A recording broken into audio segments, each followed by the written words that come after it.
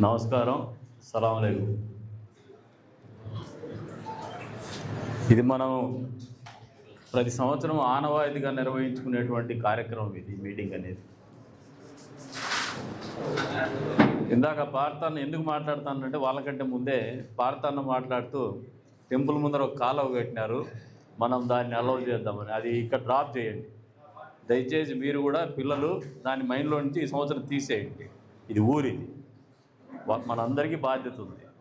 ఇక్కడికి పిలిచేసి వాళ్ళని కూర్చోబెట్టి మన నిర్ణయాలు చెప్పడము మంచిది కాదు. అది మనం మాట్లాడుకొని చేసుకుంటాం. అది రోడ్డు విస్తరణ అనేది చేస్తామని ఘంటాపదంగా చెప్తున్నాం. కొంతమందికి అపోహలు ఉన్నాయి, ఏదో దౌర్జన్యంగా రాత్రి చేస్తారనో లేదంటే అధికారాన్ని అడ్డం పెట్టుకొని చేస్తారనో. చెయ్యం. ఈ ఊరు మాది, మీరంతా మా వాళ్ళు. రాజకీయాలు ఉంటాయి, పార్టీలు వేరే ఉంటాయి, ఇక్కడ కూడా వేరే పార్టీలు కూడా వచ్చి ఉండొచ్చు. అంత మాత్రాన మాకు ఊరి మీద, తల్లి మీద ఎంత ప్రేమ ఉందో ఊరి మీద అంత ప్రేమ ఉంటుంది, అంత బాధ్యత కూడా ఉంది. ఎట్లా అంటే అట్లా రోడ్డు విస్తరణ చేసేది రాత్రి చేసే పని చేయం. జో కుచ్ భీ కర్నా హై ఛాతీ టోక్కే కర్నా హై. ఎక్కడ చీకట్లో పెట్టి ఏం పని చెయ్యం. ఇప్పుడు రోడ్డు విస్తరణ జరిగిన తర్వాత అప్పుడు ఆటోమేటిక్గా అన్నీ జరిగిపోతాయి. ఇదేం పెద్ద కట్టుబాట్లు కాదు. ఉన్నటువంటి పరిస్థితుల్లో ఇబ్బందికరమైన పరిస్థితి, మనము లాస్ట్ మినిట్లో వాళ్ళని తీసుకొచ్చేసి మనం ఇది చేద్దామనడం అనేది తప్పు అవుతుంది. అది కాబట్టి आप लोगों को जाहिर कर रहा हूँ कि वो आइडिया ड्रॉप कर दीजिए. पहले जैसा है वैसा ही चलता, बाद में आगे फ्यूचर में रोड बेंडिंग होने के बाद देख लेंगे वो सब. वो आपस में समझौते से चलता, वो दिल से हटा दीजिए, आप दिमाग से भी हटा दीजिए. नहीं, इसीलिए मैं ही पहले बात कर रहा हूँ. రెండోది ఏమంటే కాలువది ఏదైనా ఇబ్బంది ఉంటే కలిసింటే సెటరైట్ చేసుకుంటాం.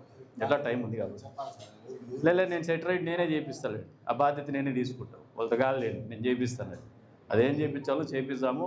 100% మున్సిపాలిటీ ఎలక్షన్స్ వస్తాయి, ఇది పోస్ట్పోన్ అవుతుంది. ఈ ఎలక్షన్స్కి రోడ్డు విస్తరణకి సంబంధమే లేదు.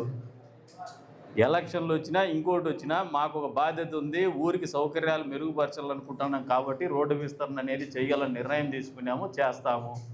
మా ఎన్నికల్లో ఓట్లు వేస్తారా వేయరా, అది ఏమన్నా భయపెడతారా అనే ఆలోచనతో మేము లేము. రెండోది, కొంతమంది అపోహలు అవాస్తవాలు ప్రచారం చేసేటువంటి కార్యక్రమం ప్రతి ఊర్లో ఉంటుంది. ఇది దాన్ని పెద్దగా పరిగణలోకి తీసుకొని మమ్మల్ని తిట్టేవాళ్ళు ఉంటారు. ఉదాహరణకు మొన్న ఒక గర్భగుడి గురించి రకరకాలుగా చెప్తారు. వాస్తవంగా అయితే నాకే తెలియదు. అది ఒక స్థపతి వచ్చి ఉన్నారు ప్రభుత్వం తరపున.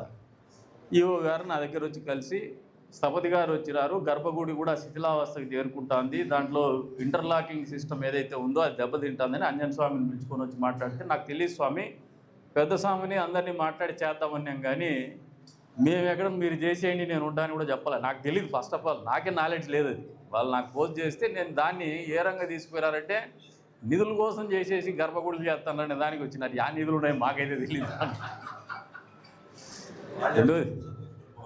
అసలు అట్లా ఆలోచన లేదు. రోడ్డు విస్తరణ చేస్తామంటే 500 కోట్ల కాంట్రాక్ట్ కోసం అంటే ఏదైనా పార్థన్నకే ఇస్తాం. అది ఏదైనా 500 కోట్ల కాంట్రాక్ట్ వస్తే ఆ కమిటీ నిధులను పంపించి వాళ్ళకి ఇచ్చిన మాకు అభ్యంతరం లేదు. అట్లని కాదు. పిల్లలు, మాకున్న బాధ్యత ఏమంటే దీపావళి అయినా వినాయక చవితి అయినా మన బిడ్డలు, మన ఇళ్ళలో పిల్లలు, వాళ్ళ ఇళ్ళలో చిన్న బిడ్డలు కూడా. ఇప్పుడు మేరబోయి ఉన్నాడు, వాళ్ళ మనవడు వినాయకుని వెంట తిరుగుతూ ఉంటాడు మండపాలన్నీ. వాళ్ళకు కూడా పిల్లల్లో మోజు అంతే. దేవుడా ఇంకోట తెలియదు. ఇది ఒక సంతోషంతో చేసుకునేటువంటి పండగ. ఇది పటాకులు కాల్చుకుంటారు కాబట్టి దీపావళి పండుగ మీద మోజు ఉంటుంది.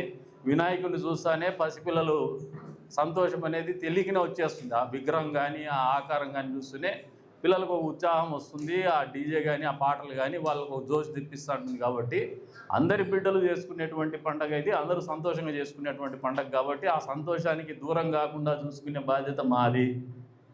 వాళ్ళకు కూడా చెప్తున్నాము, మీతో ఏదన్నా ఇటువంటి నిర్ణయాలు చేయాలన్నప్పుడు మీతో మేము కూర్చొని మాట్లాడుకొని సంప్రదింపుల ద్వారానే జరుగుతాయి. కానీ బయాస్డ్గా ఏది అంటే మా ఏకపక్ష నిర్ణయంగా కానీ అధికారం ఉంది కదా అని చెప్పేసి నిర్ణయాలు చేసేసి మేము ఇది చేస్తాం అనేది కానీ చేయము.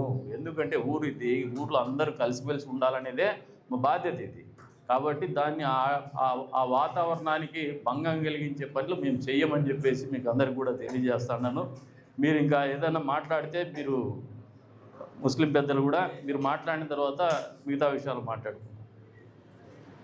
వాళ్ళందరి మనసులో వీళ్ళు ఇంతమంది ఎందుకు వచ్చినారంటే వాళ్ళకి ఫస్ట్ ఒకటి ఉంది, ఎన్ని రోజులు పెట్టాలా అనే దాని మీద ఒక క్వశ్చన్ మార్క్ ఉంది. అది కంక్లూడ్ చేస్తాం ఫస్ట్, అది కూడా క్లియర్ చేస్తాం. అంతకు మించి ఇంక పెద్దగా ఇష్యూస్ ఏమి ఉండవు, మాట్లాడుకునేది రొటీన్లో జరిగిపోతాయి. మీరు మాట్లాడేది ఎవరైనా ఉంటే వచ్చి మాట్లాడచ్చు పైకి వచ్చేసి. సోదరుడు అబ్బాస్ అలీ గారు ప్రసంగిస్తామంటున్నారు, వారిని మాట్లాడాల్సిందిగా కోరుతాం.